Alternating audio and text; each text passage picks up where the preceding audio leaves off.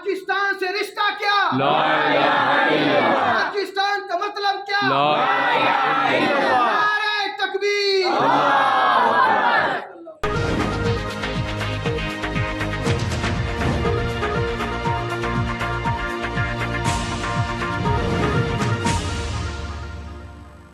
आप देख रहे हैं खबरनामा टीवी। रावलपिंडी खानकाह शरीफ में यौम आज़ादी की पुरवकार तकरीब का इनकाद हुआ।